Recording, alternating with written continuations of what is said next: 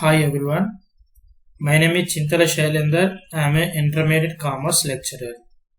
ఈ వీడియోలో what is employment, ఉద్యోగం అనగానేమి అనే క్వశ్చన్కి అయితే ఆన్సర్ అయితే నేను విజువల్ ఎఫెక్ట్లో విత్ యానిమేషన్తోనైతే నేను ఎక్స్ప్లెయిన్ చేయబోతున్నాను.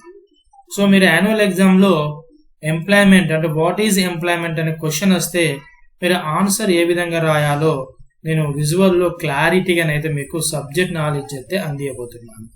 సో ముందుగా ఈ క్వశ్చన్ అయితే ఏ టెక్స్ట్ బుక్లో అంటే ఇంటర్మీడియట్ ఫస్ట్ ఇయర్ సిఈసి వాళ్ళకు మనకి ఫస్ట్ ఇయర్లో కామర్స్లో 2 టెక్స్ట్ బుక్స్ ఉంటాయి, ఒకటి కామర్స్ అండ్ అకౌంటెన్సీ. సో ఈ క్వశ్చన్ అయితే కామర్స్ టెక్స్ట్ బుక్ నుంచి అయితే వస్తున్నది. సో మై డియర్ స్టూడెంట్స్, నేను చెప్పేది మీకు ఏంటిదంటే రెండు క్వశ్చన్లు మీకు అడుగుతున్నాను. ఒకటి, మీరు ఎందుకు చదువుకుంటున్నారు అదొక విషయం తెలియాలి. కాదు, రెండవది, మీరు ఈ టెక్స్ట్ బుక్లో ఏ కంటెంట్ చదివినా, ఏ యూనిట్ చదివినా, ఏ క్వశ్చన్ ఆన్సర్ చదివినా కేవలం ఇది బిజినెస్ గురించి మాత్రమే ఉంటుంది టెక్స్ట్ బుక్లో ఉన్న కంటెంట్. అందుకే మీరు ఏ క్వశ్చన్ చదివినా ఏదో ఒక బిజినెస్ అయితే మీరు ఇమాజినేషన్ చేసుకుంటూ మీరైతే రీడ్ చేయాలి. అప్పుడు మనకు ఒక స్టోరీ రూపంలో మన బ్రెయిన్లోనైతే ఫిక్స్ అవుతుంది. ఇక్కడ ఎగ్జాంపుల్ మీకు విజువల్లో కొన్ని కంపెనీస్ అయితే చూపెడుతున్నాను, వాటిని బిజినెస్. లేదంటే మీరు మీ విలేజ్లో ఉన్న ఒక జనరల్ స్టోర్, ఒక కిరాణా షాప్నైనా మీరు ఇమాజినేషన్ చేసుకోవచ్చు.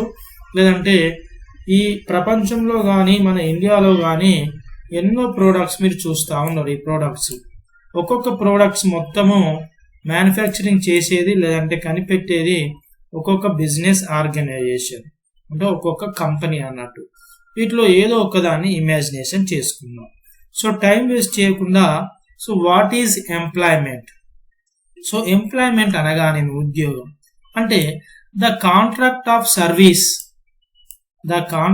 Service between the employer and the employee for salary is known as employment.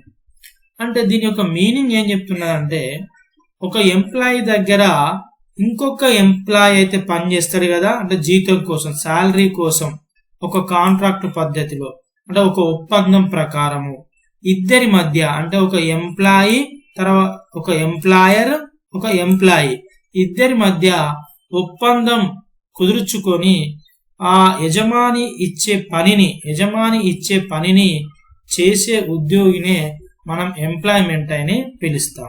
అంటే తెలుగులో చూసుకున్నట్లయితే ఒక ఒప్పందాన్ని అనుసరించి లేదా సేవను నియమాల ప్రకారము యజమాని చేయమని ఆదేశించిన పనులను నిర్వర్తించడమే, అంటే చేయడమే ఉద్యోగం అంటారు.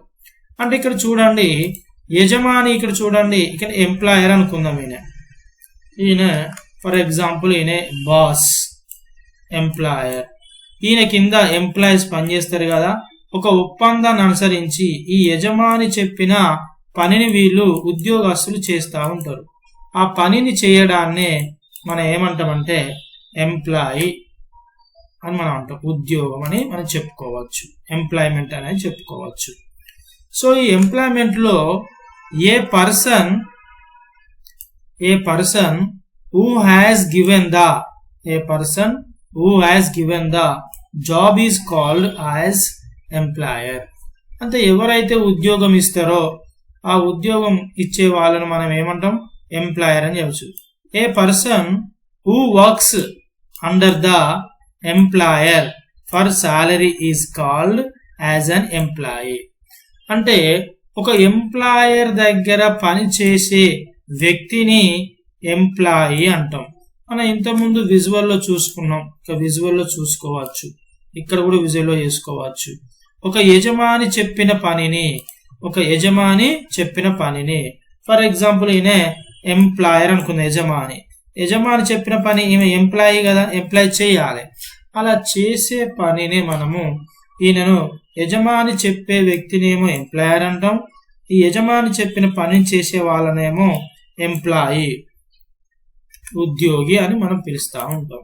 సో ఇది ఎంప్లాయ్మెంట్ యొక్క నిర్వచనం. సో మీరు ఇది యాన్యువల్ ఎగ్జామ్ లో ఒకవేళ ఈ క్వశ్చన్ వచ్చేది ఉంటే వాట్ ఈజ్ ఎంప్లాయ్మెంట్ అంటే ఉద్యోగం అనగానేమి వస్తుంది.